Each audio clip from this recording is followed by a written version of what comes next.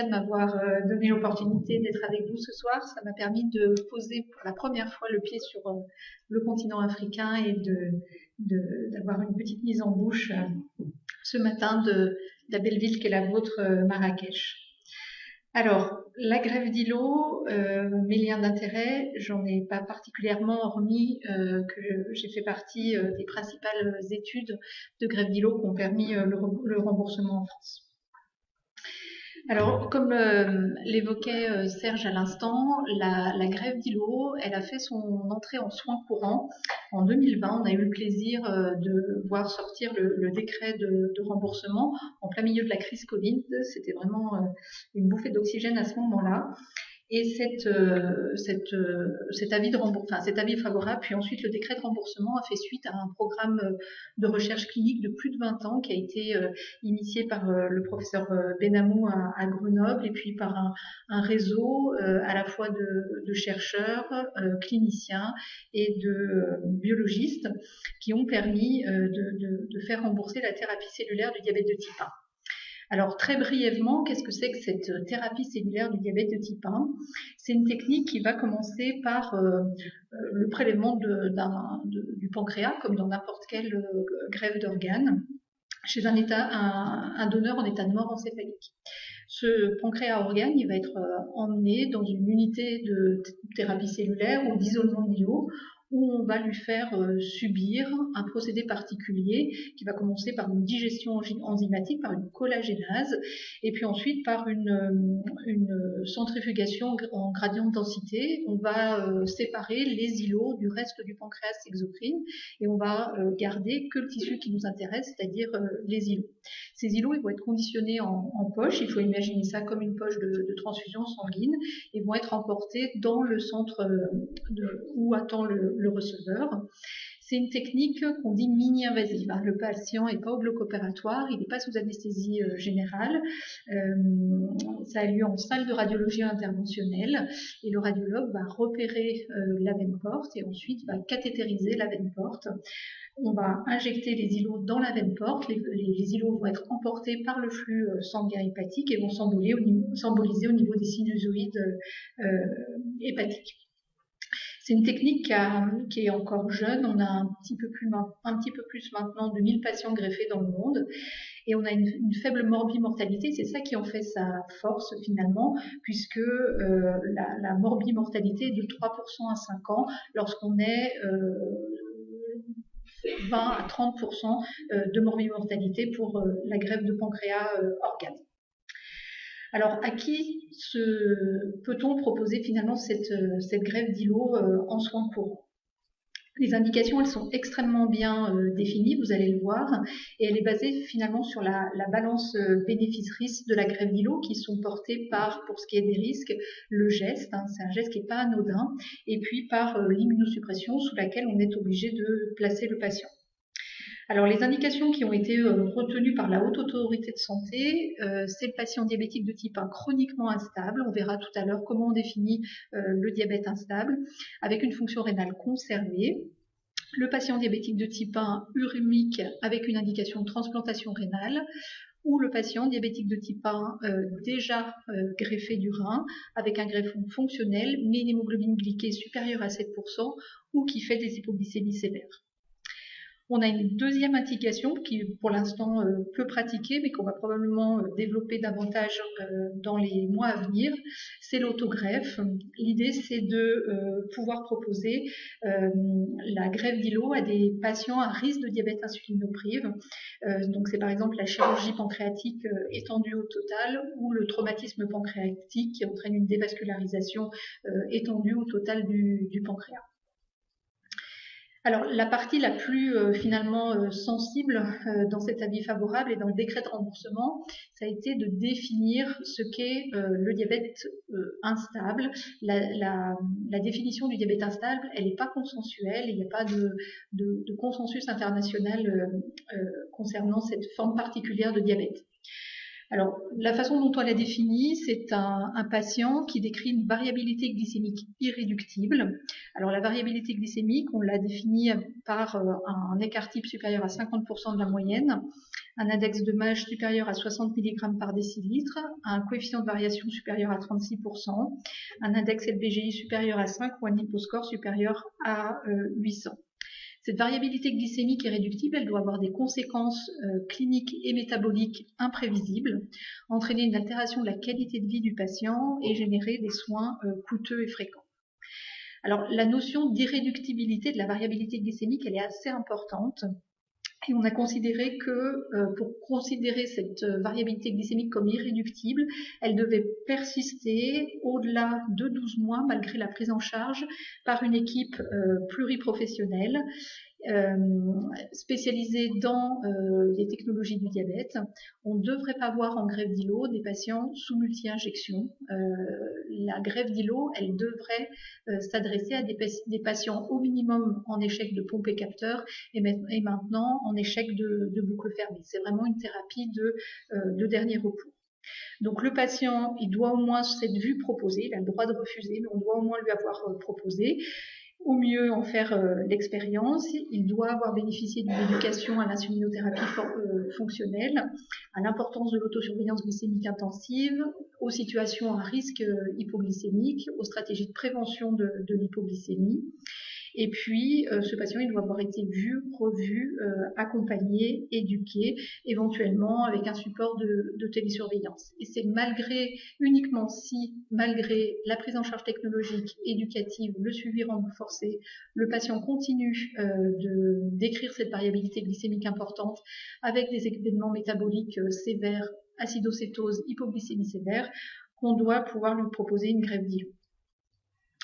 Alors, les conséquences cliniques et métaboliques imprévisibles, elles ont été également codifiées dans le décret de remboursement. Il faut que le patient fasse des hypoglycémies sévères et invalidantes. Alors, l'hypoglycémie sévère, c'est la nécessité du recours à un tiers pour le resucrage. C'est pas un chiffre. 0,20, ça suffit pas à statuer sur une hypoglycémie sévère. Il faut que le patient ait eu besoin d'un tiers pour le resucrage, injection de glucagon, voire coma hypoglycémique. Donc, il faut que ce patient, il ait fait au moins 2 hypoglycémies sévères sur les 12 derniers mois, ou au moins une hypoglycémie sévère ayant mis en jeu le pronostic vital, donc soit coma, convulsion ou accident traumatique. On a quand même pris la précaution de stipuler que l'éligibilité était possible s'il n'y avait pas d'hypoglycémie sévère récente, mais que le patient avait un passé d'hypoglycémie sévère et s'était placé dans une stratégie d'hyperglycémie de sécurité ou de protection pour quand même pouvoir greffer ces patients.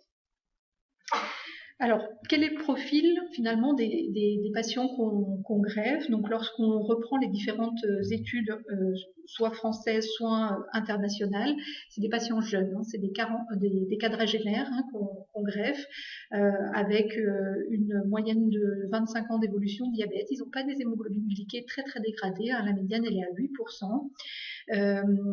Ils passent énormément de temps en hypoglycémie, plus de 10% du temps en hypoglycémie, et 90% d'entre eux font des hypoglycémies sévères avec un nombre médian d'hypoglycémies sévères qui est important, hein, 6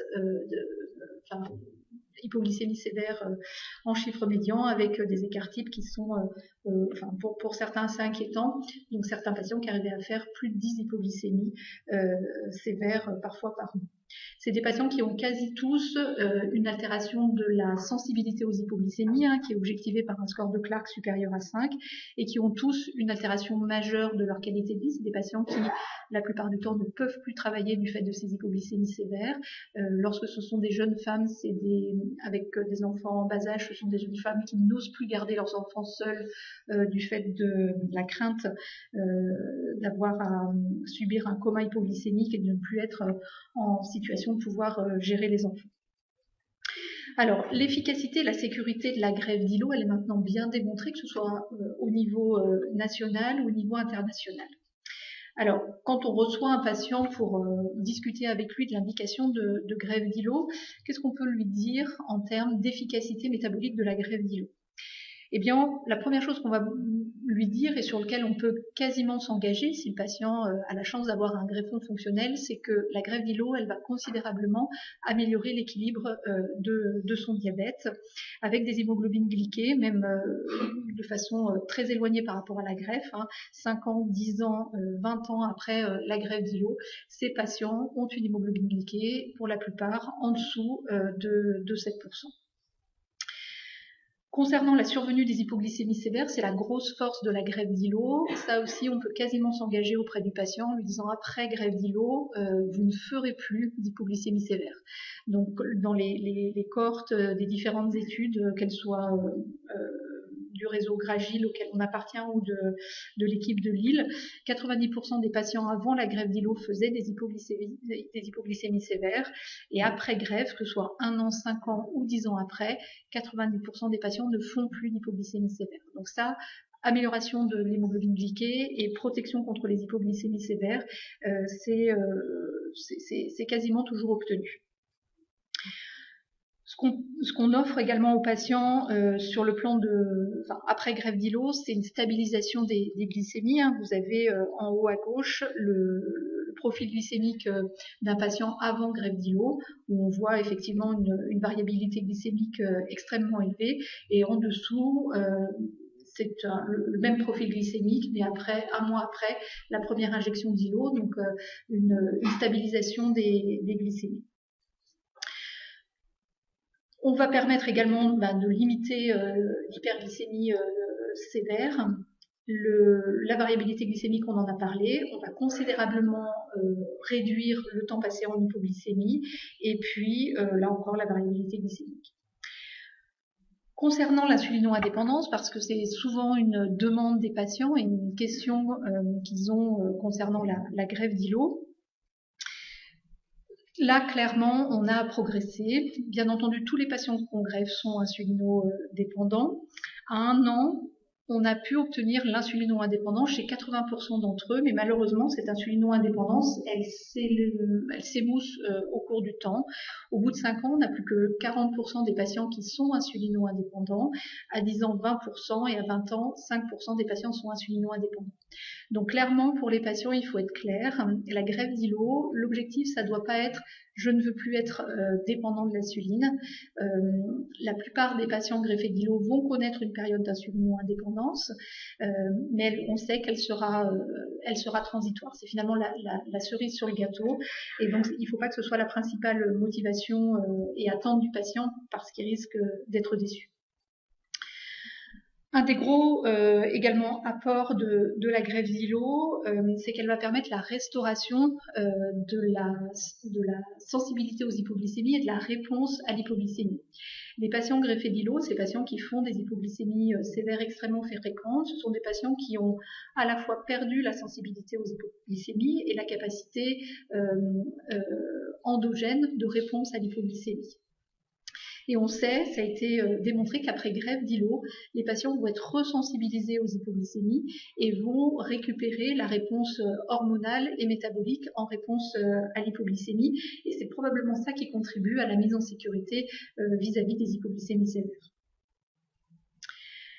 Alors, quel impact sur les complications du diabète? Alors, la question, c'est finalement, est-ce que à la fois l'équilibre glycémique est apporté par la greffe d'îlot et puis la restauration du C-peptide apportée également par la greffe d'îlot, est-ce que ça va avoir un impact positif sur la progression des complications?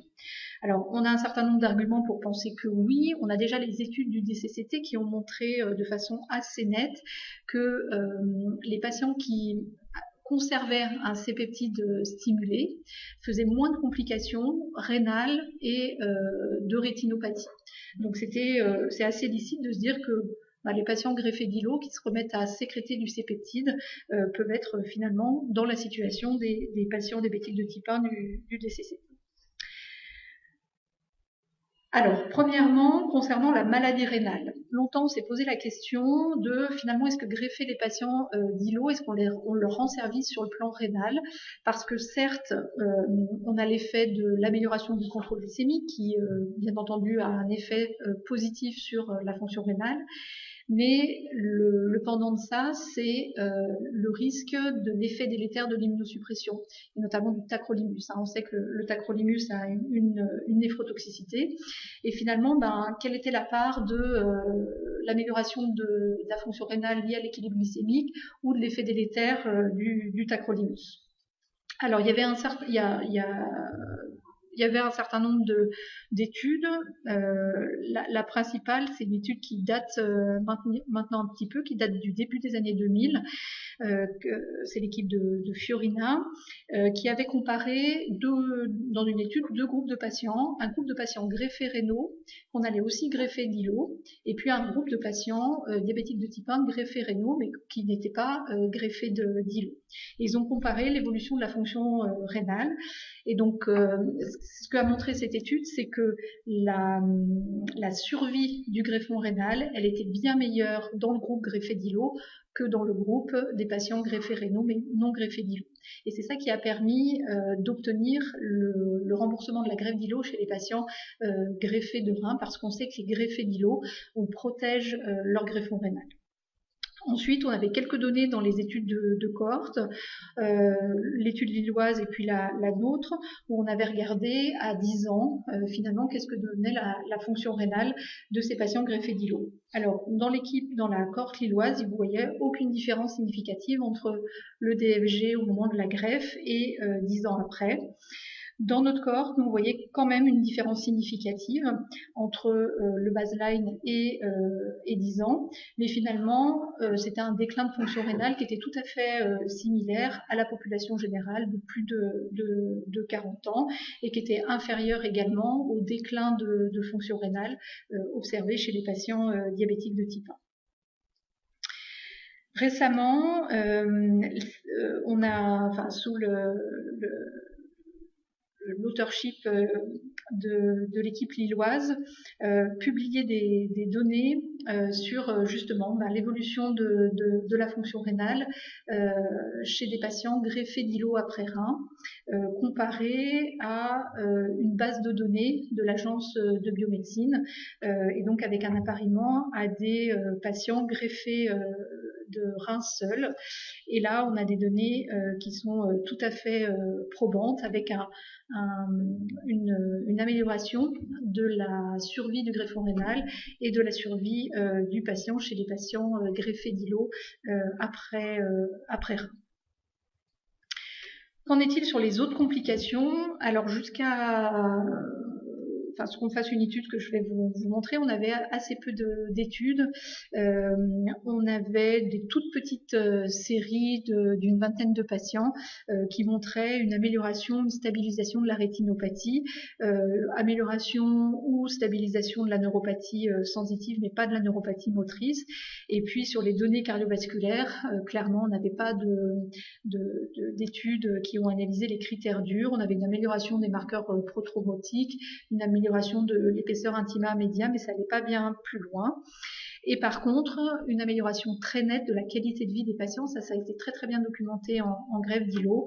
On améliore leur qualité de vie, les scores d'anxiété et la peur vis-à-vis des hypoglycémies. À noter quand même quelques rares cas de névrite insulinique, comme vous en a parlé tout à l'heure le professeur Baudusseau.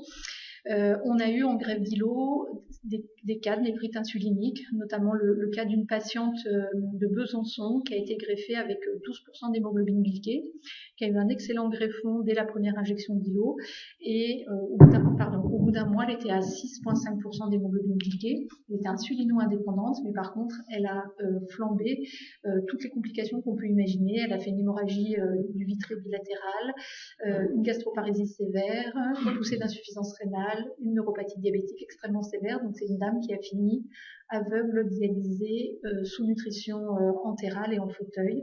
Donc elle était guérie de son diabète, mais compliquée. Donc on n'était pas très très fiers de nous pour cette patiente-là, ce qui a conduit, enfin ce cas clinique a conduit à limiter le seuil d'hémoglobine glyquée à partir duquel on greffe les patients, et on ne greffe plus les patients qui ont une hémoglobine glyquée supérieure à 10%. Donc on les accompagne, on fait en sorte de faire baisser leur hémoglobine glyquée avant de les greffer pour ne pas se retrouver dans ces cas dramatiques. Alors, je vais vous présenter une étude pour laquelle les données sont encore pas publiées, mais on est en révision pour le JAMA. Justement, on manquait, notre constat, c'était qu'on manquait quand même un petit peu de données sur l'impact de la greffe d'îlot sur les complications et la mortalité des patients porteurs d'un diabète instable. Donc, on a conduit une étude, c'est une étude de cohorte rétrospective avec deux groupes de patients, un groupe expérimental qui sont des patients greffés d'îlot, et puis un groupe synthétique de patients. Donc, c'est un groupe de patients diabétiques de type 1 issus du SNDS, qui est le système national de données de santé. Et ce qu'on a voulu analyser, c'est l'impact de la greffe d'îlot sur le délai de survenue des complications du diabète. Donc, notre critère d'évaluation composite, c'était le délai de survenue d'au moins un événement parmi les suivants: le décès, la dialyse, l'amputation, les événements cardiovasculaires non fatals, donc AVC, infarctus du myocarde ou accident ischémique transitoire. Et dans les objectifs secondaires, ce qu'on voulait regarder, c'était la sécurité de la greffe d'îlot vis-à-vis du risque néoplasique. Et donc, notre critère de jugement secondaire, c'était le délai de survenue d'un cancer.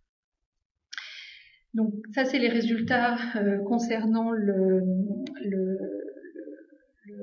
critère du jugement principal, donc notre critère composite des complications. Donc en bleu, vous avez les patients greffés d'îlot, et en rouge, les patients contrôle du SNDS.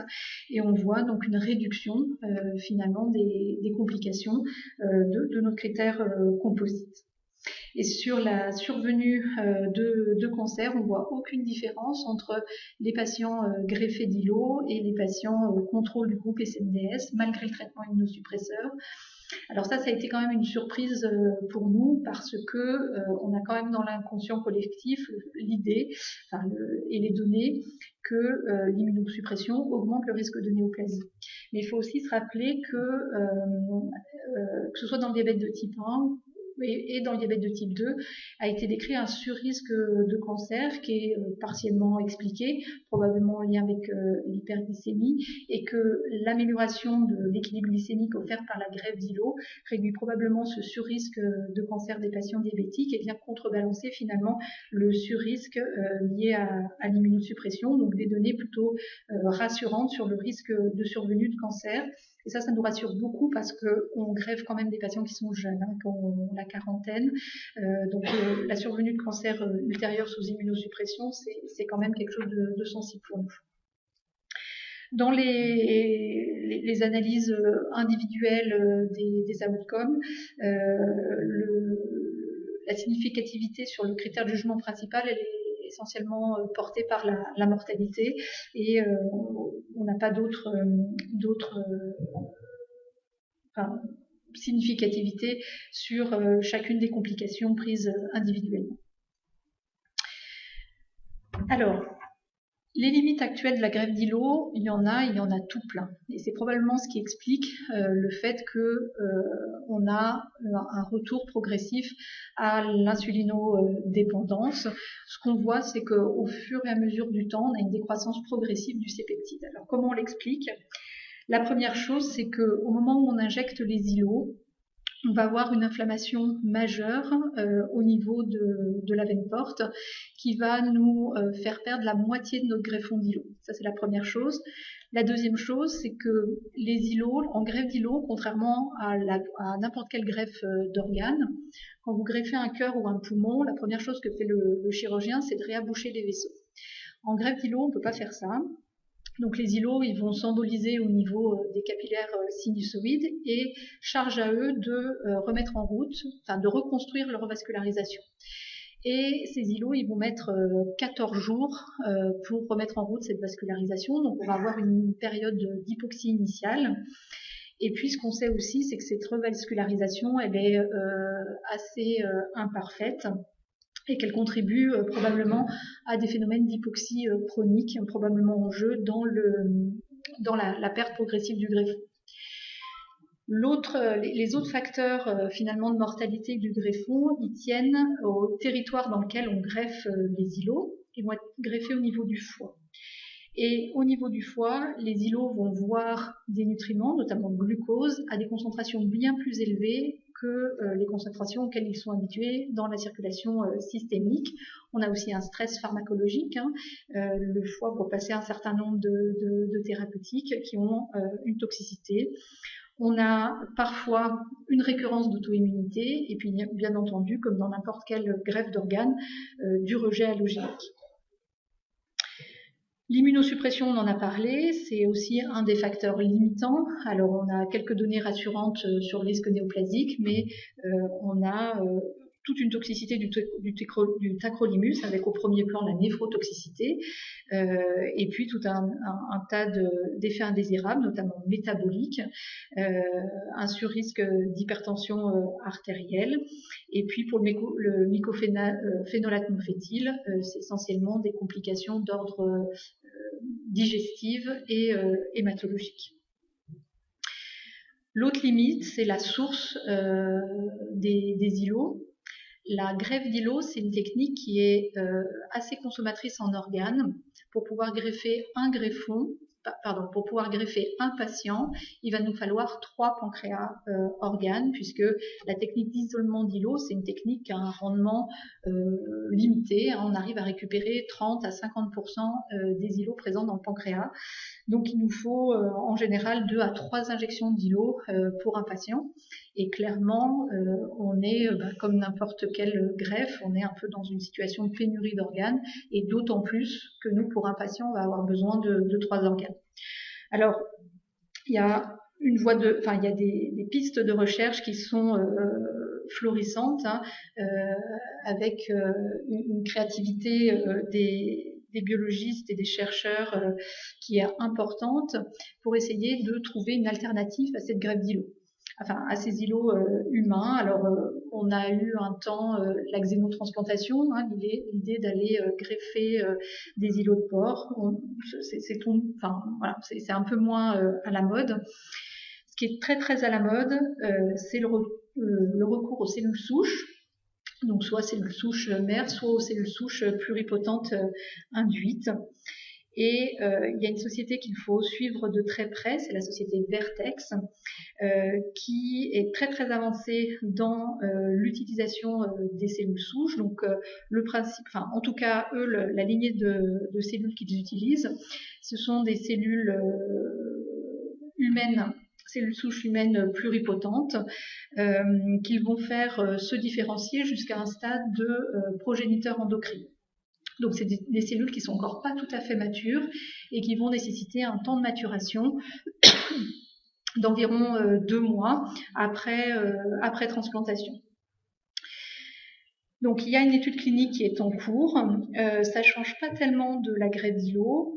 Ces cellules, elles sont greffées au niveau du foie et pour l'instant elles sont greffées sous immunosuppression. Donc les données intermédiaires de cette étude ont été publiées à l'ADA cet été. Donc c'est une étude phase 1-2. Donc il y a 3 grandes parties dans cette étude. Une première partie avec une dose séquentielle jusqu'à mi-dose, c'est-à-dire que les patients vont recevoir 1-2 injections jusqu'à obtenir moitié de la dose prévue. Une deuxième partie d'étude, pareil, en séquentiel, jusqu'à obtenir la dose pleine de cellules. Et puis une dernière partie d'étude où les patients reçoivent en une fois la dose totale de cellules. Donc les patients qui sont inclus dans cette étude, c'est le profil de patients dont je vous ai parlé en greffe d'îlot. Ce sont des patients diabétiques de type 1 qui font des hypoglycémies sévères. Leur critère de jugement principal, c'est la proportion de patients qui, 3 mois après la greffe, ne font plus d'hypoglycémie sévère, avec une hémoglobine glyquée en dessous de 7%. Et en critère de jugement secondaire, la proportion de patients insulino-indépendants. Donc ils sont actuellement à 14 patients greffés. C'est des patients qui ressemblent vraiment à nos patients, 40 ans, normopondérés, plus de 20 ans d'évolution diabète, une hémoglobine glyquée à 7-8, et puis des patients qui font des hypoglycémies, donc là une médiane à 2,7 d'hypoglycémie. Ils ont présenté donc les données de l'évolution du C-peptide. Donc ça, c'est l'illustration pour un patient donc à qui on a fait réaliser un repas test. Donc on voit que avant greffe, le C-peptide est indosable. Et au fur et à mesure du temps et de la maturation, on voit progressivement monter le C-peptide en réponse au repas test. Sur le plan du contrôle glycémique, là encore des résultats qui sont extrêmement bons. Des patients qui, avant greffe, ont un temps passé dans la cible à moins de 50% et qui, à 12 mois post-greffe, passent 95% du temps dans la cible, pas d'hypoglycémie, et puis un temps en hyperglycémie qui est tout à fait confidentiel. L'évolution de l'hémoglobine glyquée, globalement, 12 participants ont obtenu une hémoglobine glyquée inférieure à 7%. Tous les participants ne font plus d'hypoglycémie sévère. Il y a un participant qui a arrêté son immunosuppression pour des raisons qui lui sont propres, et un autre qui est pas suffisamment à distance de sa greffe pour qu'on puisse avoir atteint la maturation cellulaire. Donc à 1 an, on a 3 participants sur les 14 qui sont arrivés à 1 an post-greffe. Ils sont tous insulino-indépendants, ils ont tous une hémoglobine glyquée en dessous de 7%, et aucun de ces 3 participants ne font d'hypoglycémie sévère. Concernant la sécurité, parce que c'est la principale préoccupation lorsqu'on discute des cellules souches, elle a l'air bonne. On n'a pas eu d'événements indésirables sévères en lien avec les cellules. Il y a quand même eu 2 décès sur 14 patients. Un décès pour une cryptococose, une méningite à cryptocoque. Donc ça, c'est une complication de l'immunosuppression, pas des cellules. Et puis un patient qui est décédé des complications suite à un accident traumatique. La prochaine étape de Vertex, ça va être d'essayer de se séparés du traitement immunosuppresseur. Et donc, ils ont dans les tuyaux une étude, pardon, je pensais que je vous avais mis la photo, une étude où l'objectif c'est de greffer des cellules dans un dispositif de macro-encapsulation, donc une macro-chambre dans laquelle on injecte les cellules et qui vont permettre de les greffer sans traitement immunosuppresseur. Et puis ensuite, mais ça je pense que c'est dans un avenir un petit peu plus lointain, c'est des techniques de manipulation génétique pour rendre les cellules, comme on dit, immuno-invisibles. Alors, ce que j'aimerais que vous reteniez de la greffe d'îlot, c'est que cette greffe d'îlot, elle permet une amélioration drastique de l'équilibre glycémique des patients. Elle permet la restauration de la perception et de la réponse à l'hypoglycémie. Elle permet de restaurer l'insulinosécrétion endogène. Pour l'instant, elle est réservée à un nombre limité de patients, compte tenu du coût, compte tenu des risques et compte tenu du manque de greffons. Mais elle porte en elle la possibilité de répondre à ce petit garçon qu'un jour, probablement pas si loin que ça, il ne sera plus diabétique. Je vous remercie pour votre attention.